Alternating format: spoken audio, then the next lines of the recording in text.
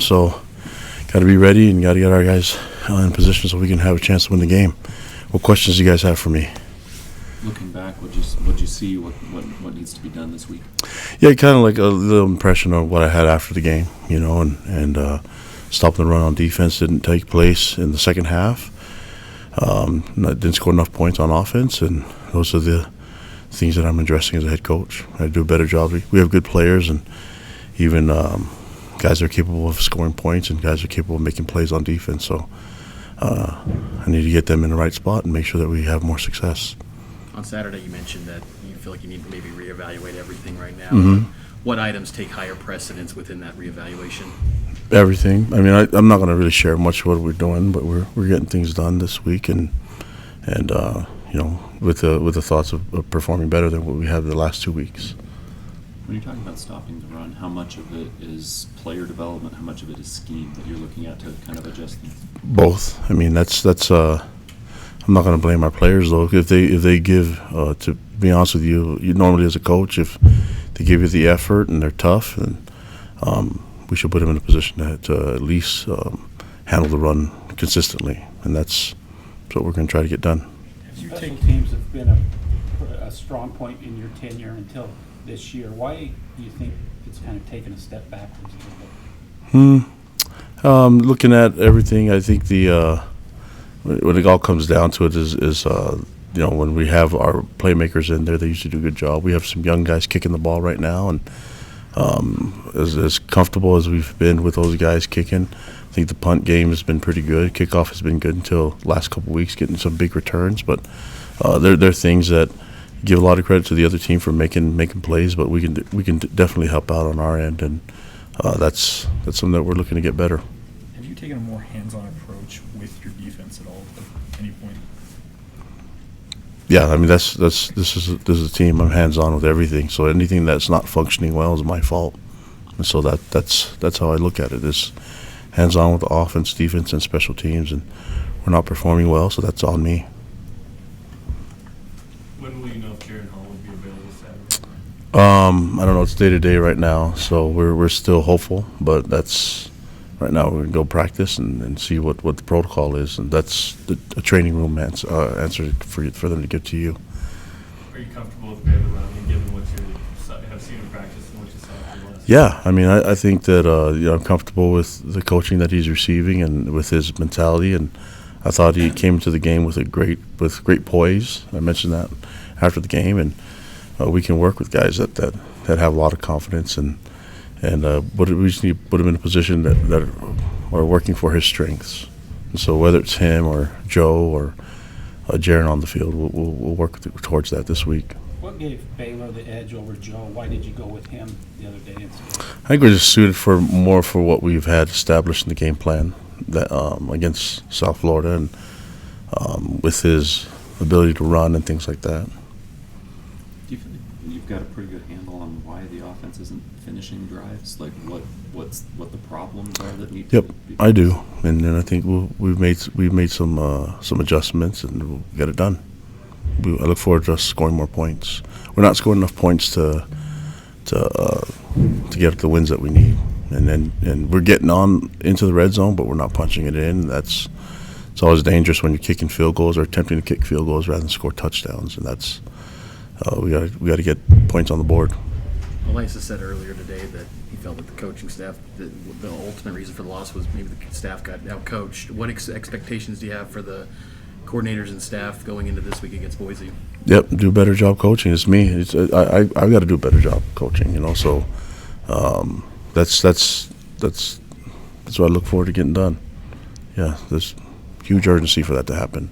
What changes, though, do you think can go into the preparation to, A lot, yeah. We'll see the results on Saturday if they worked or not. Were any of the injuries season-ending? I know Kalani went down. No, none of them were season-ending, but we'll see how it goes from day to day. We're still evaluating a lot of it, so throughout the week.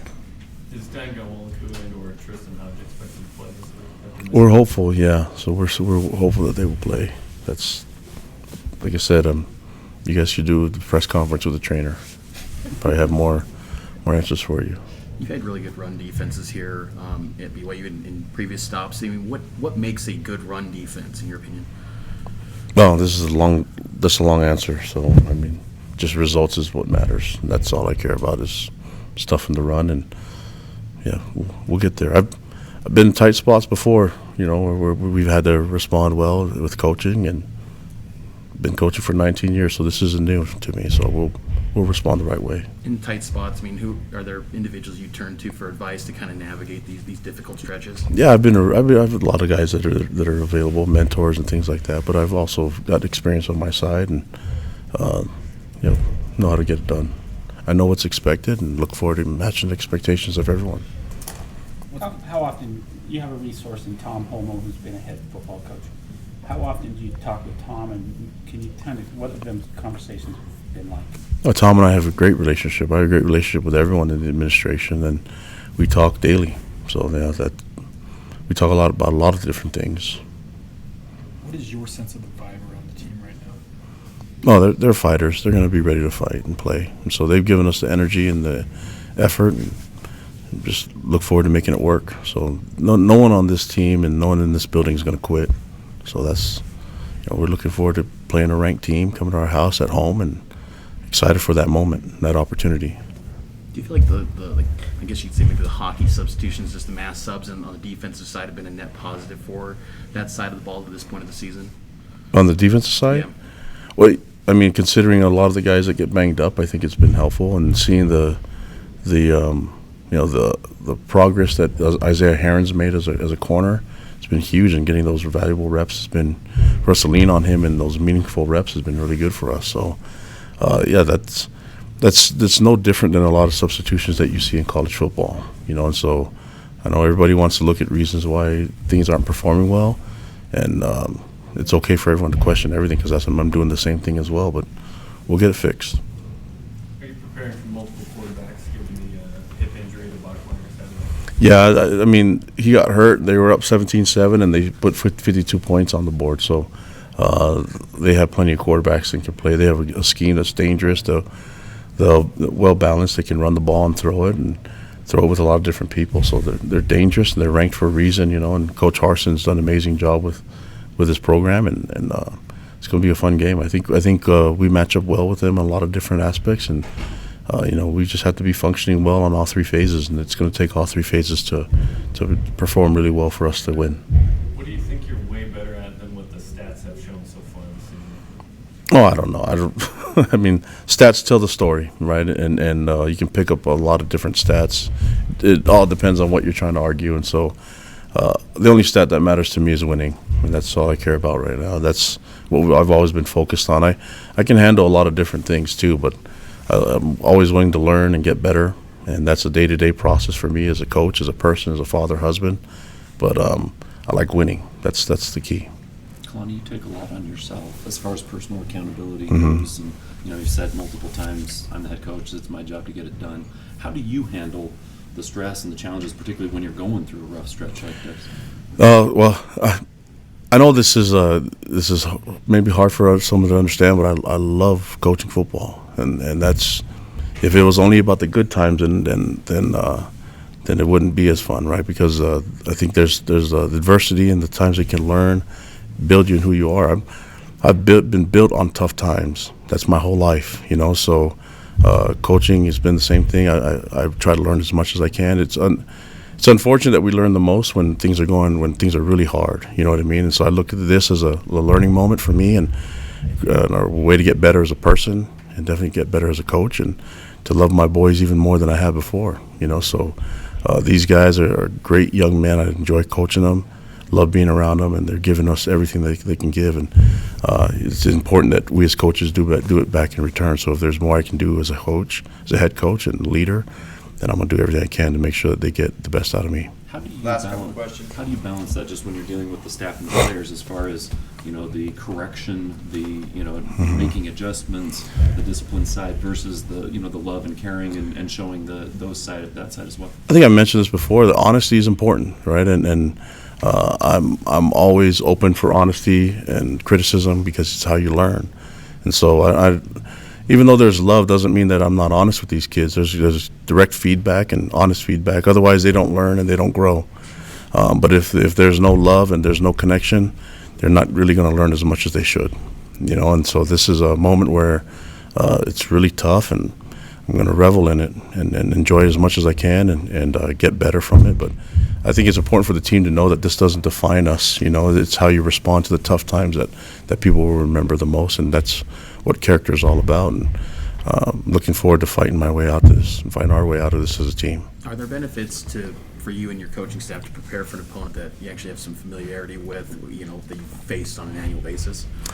Yeah, it's just, other than they're just really good. They're always an effective team, and they've had something that's been established there for a long time. It goes before even Harsin became the head coach. They've had that culture established for many years now, and that has gone on to breed a lot of great coaches and great players and alumni. And so their fan base is excited about what they got going on there. And so I think there's a lot of things that I admire about that program and admire about their fans and their coaching staff. And we're building a culture that I think can really match what they're doing as well. And it takes some time, but right now we don't have time. We have to be able to play right now and be able to rely on our culture to help us win games. And this is one that we should be expected to perform really well and have a chance to win.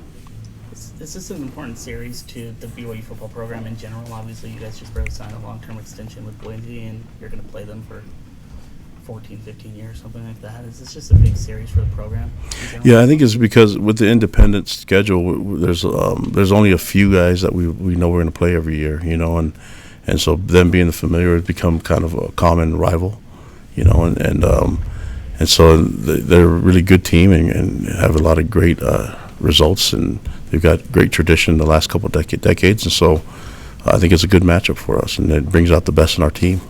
Thanks, Coach. All right, guys, thank you. Thank you.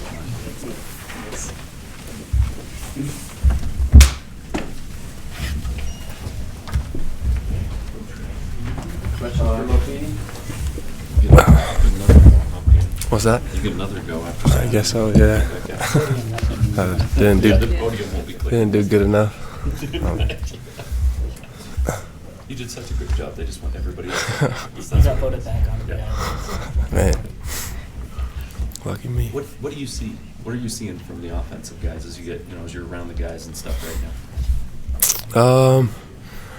Really haven't had much interaction with everybody since Saturday, but I'm sure everybody feels the same way. We know that there's work to be done, and we're just, I guess the best way to say it is we're just unsatisfied right now. Kalani every time, takes a lot on himself and on his staff. He says it's on me. I'm the head coach. I've got to get it fixed. As a player, what does that mean when your coach is taking that on himself and on his staff?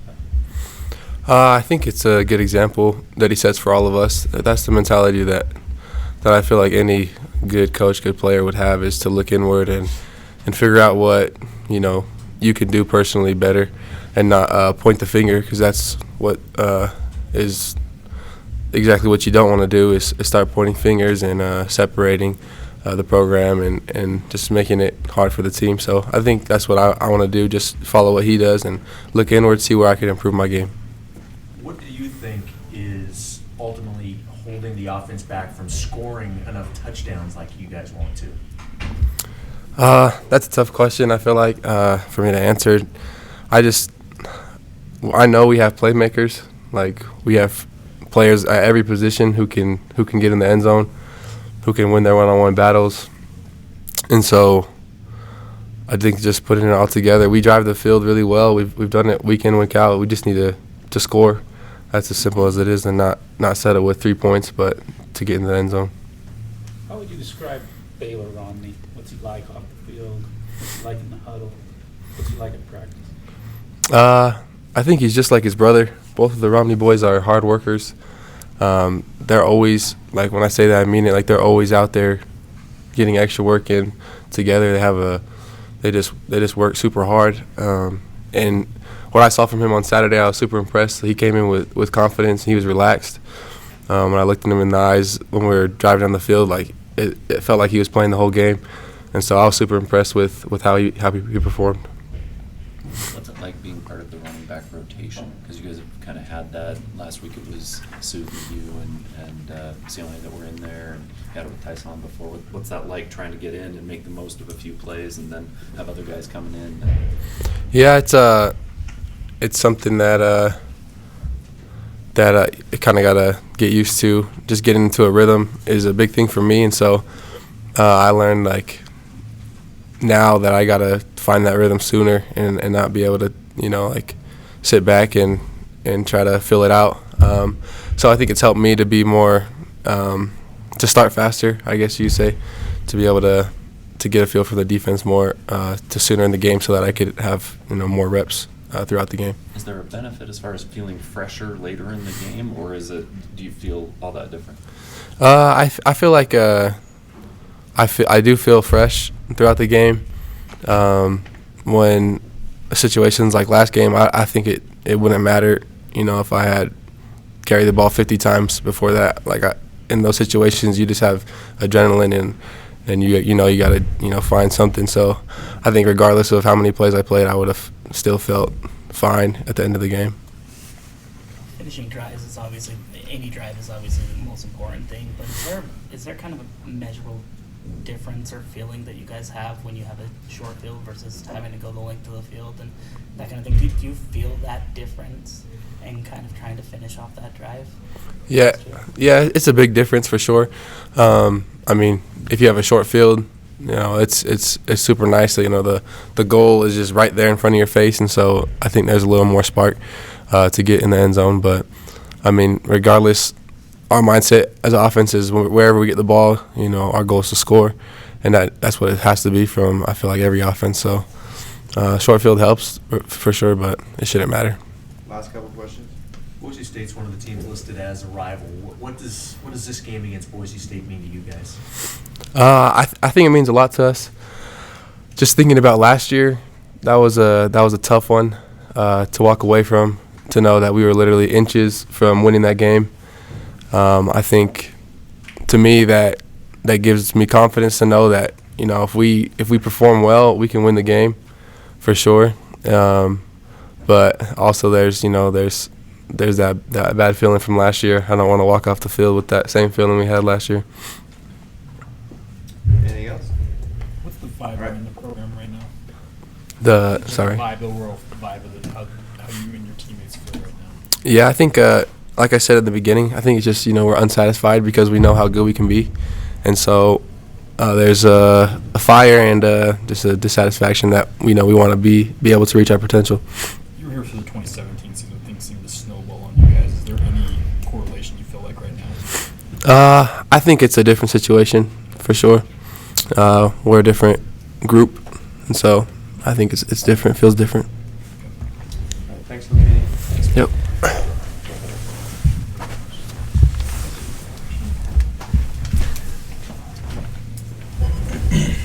Any questions for Bracken? What's the feeling on the defense with the struggles being able to stop the run? Yeah, if you're just kind of asking for emotional feelings, obviously frustration is going to be involved in several of the games we've played. But I think we know what we need to do to stop the run, and we need to win some individual battles. And it's hard to coordinate something when you need people to win individual battles, and we need to do that as a defense. And so I would definitely say emotionally frustrated, but that's not a bad thing. Playing as a frustrated, angry defense can be a positive thing in this game. When you look back at what happened in the second half, the last couple of games, what do you learn about the defense and maybe even about yourself personally? Yeah, it's always the role of the player to look at first at oneself, how one's playing, how to improve the game, and different things like that, and then kind of as the unit. But I think one thing that we're starting to learn and that we need to learn in order to win the future games, which we will, is that it's less about a responsibility as like, okay, this is my responsibility, and they didn't run here, so we're good. We need to play as a unit where every yard that they gain is against us, no matter where you are. If I'm on this side or if I'm on the far side of the field, we're defense, and we need to learn that, and we need to understand that, when you play like that. You mentioned, winning those individual battles and trying to improve in that area. Is that the common denominator? Is that the similarity that you're seeing game in and game out where these teams are having success on the ground? What do you attribute that? What's the common denominator that you're seeing as to why the teams are having the success they are? Yeah, and I don't think there's always like the one common denominator. I think every play you kind of look at, it's like, well, okay, we made a mistake this phase, we made a mistake that phase, so it's not always the same. But in the defense, especially in the philosophy that we run here at BYU, is that we're going to force you to beat us. We think we're better than you. Come at us, kind of a thing. You need to win those one-on-one matchups, and sometimes those two-on-one matchups, and we just need to play stout, mean defense. So I think in some cases, I do agree that that's sometimes the common denominator. We need to win. What do you think is the state of the BYU Boise State rivalry right now? As a person that you almost went to Boise, right? No, I didn't almost go to Boise. Oh, guess I got the wrong guy. No, we got the wrong guy. I'm just a walk-on, here at BYU, and I think that's actually one of the strengths of BYU football, is that you get some of these players who could have gone to other places, who had offers at other places. You could look at Barry Romney as another example. It's all over. One of the strengths of Brigham Young University is Latter-day Saints who want to play here and who are willing to give up whatever it takes to come here and play here. And so then you look at some of these rivalries of places they could have gone, whether it's me or whoever it is, and that rivalry becomes a little bit more deep. It's a little bit more fresh, because you got friends who are playing other places and different things. Like, well, if you'd have come here, you'd have seen this or that or whatever. We made our choice. We wanted to be here. This is why we came here. We gave up whatever we needed to, and so those rivalries are deep, and there's a lot of emotion in there because of that aspect and that's one of BYU's greatest strengths. I don't know if you heard Bracken, but Kalani, when we talked to him after the game and then also today, he takes a lot on himself. He says, I'm the head coach, it's all on me. I got to make sure that the team's ready.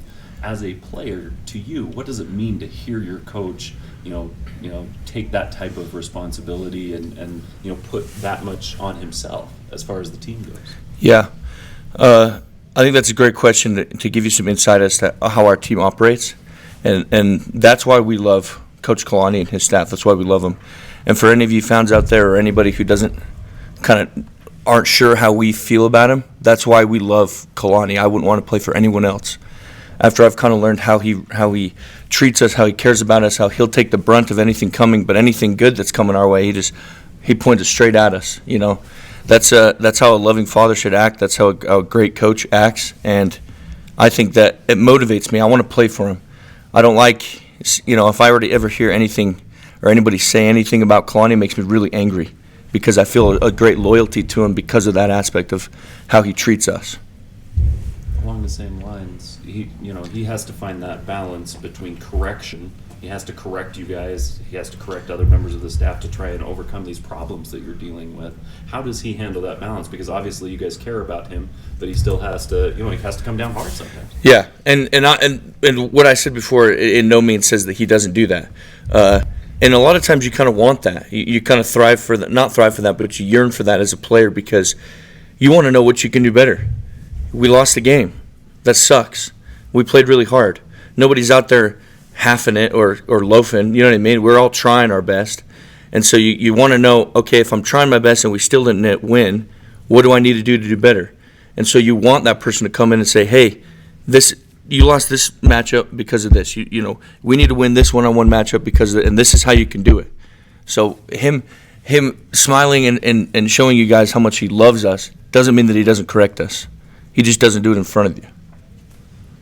So, last question. You mentioned we need to have the mentality of they're scoring on our defense, I guess, the collective unit. Yeah, exactly. Is that something you guys are trying to pass along to teammates? Is that something that the coaching staff's passing along? Where is that? I guess that was just my answer to that question, kind of on an individual level. So is that something you're trying to pass on to your teammates? Absolutely. We're a team. We have no problem talking with each other. We're going to meet together as a defense here in a little bit, and I think that'll be one of the things we bring up. Okay. Thank you, Bracken. Thanks, Bracken. Thanks, Brad.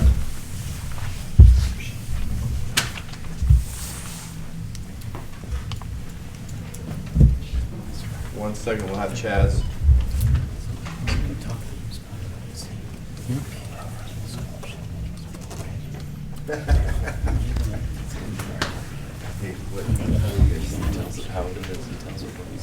exactly. Lay it out there. You don't care.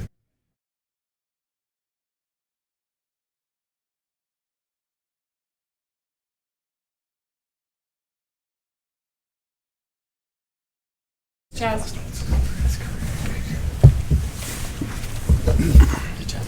How's it going? Well, how did it feel to get your first career interception? I was hoping it'd be happier circumstances after that, but, glad that I was able to provide our offense with the opportunity,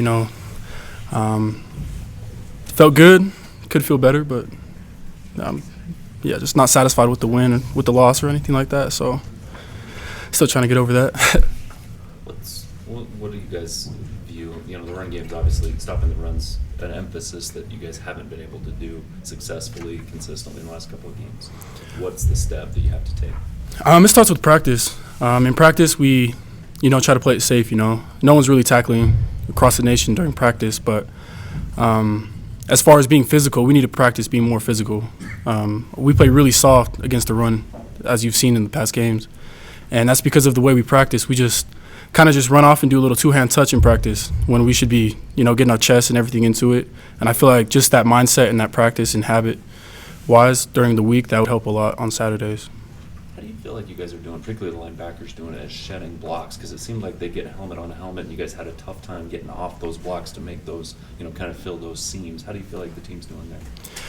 It's been very improved throughout the season, honestly. The problem is numbers. We're just getting outnumbered on the edge. So it was linebackers against the tight end and the pulling guard pretty much the whole game on that counter run that they're playing. And so, you can get hands-on and be as physical as you want, but when you got two more guys to work through, it's pretty hard to make that tackle.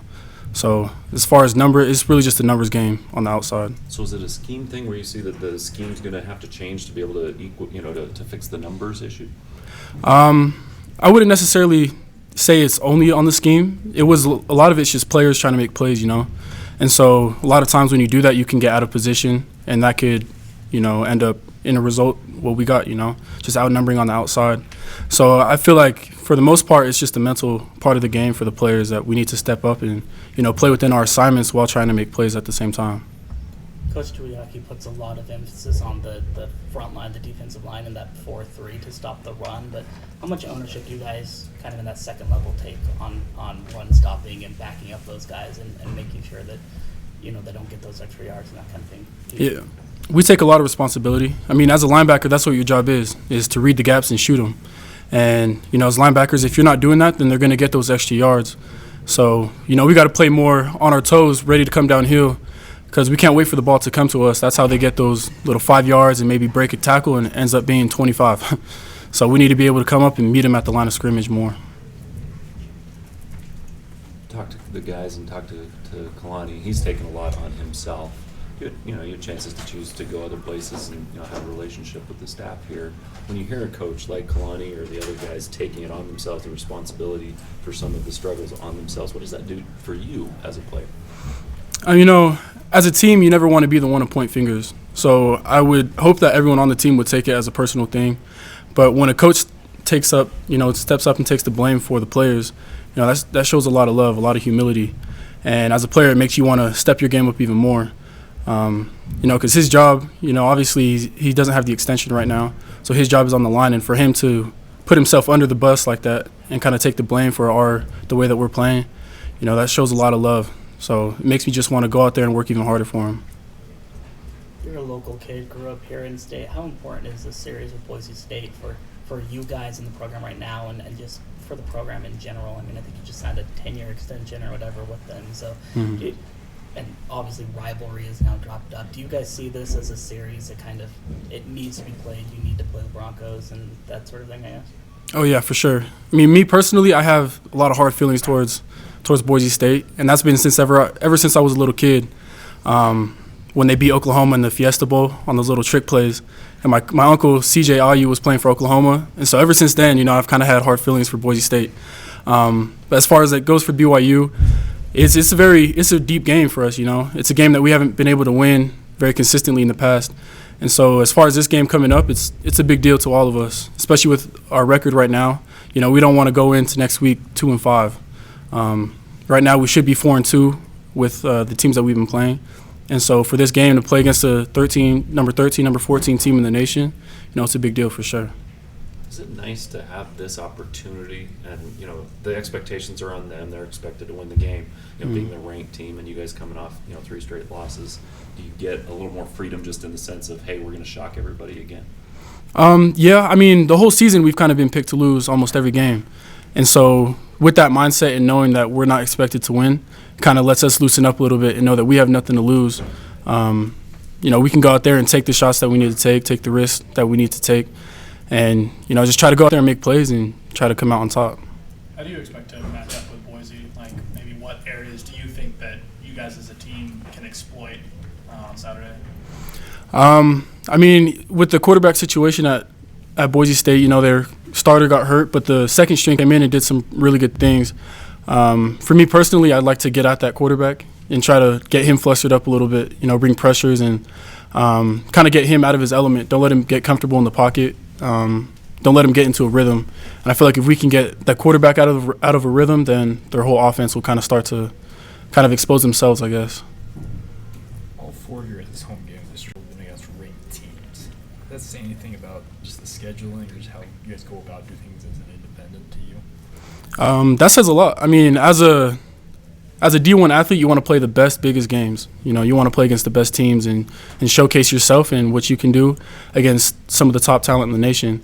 And so to be able to go against, you know, 4 ranked teams at home, you know, that's really fun to me personally. Just the competition and the atmosphere that it brings to the stadium, to the fans, to the players. It definitely changes the whole, you know, our mojo throughout the week. Any other questions? Is it tough when you're on defense and the offense has a big long drive, so you've been watching on the sideline, but then it doesn't result in a touchdown? It's either a field goal or they get stopped. What does that do for you guys when you guys have to go back on the field when that didn't get that final result you guys want? Yeah, it's pretty. It kind of guts you out a little bit, you know, to see that the offense drives the whole field, takes off all that time, and then comes out with nothing. Especially when if it's a turnover or, you know, a missed field goal. You know, that kind of stuff kind of gets at the defense a little bit. You know, we provide a lot of opportunities, as many as we can, for the offense, and they go out and do their thing, you know, move the ball, get all these yards, make big plays, and then don't reward themselves or the team with a touchdown or 3 points, you know. That can get pretty discouraging when it happens multiple times throughout a game. All right, thanks. Thanks, Chaz. Yep.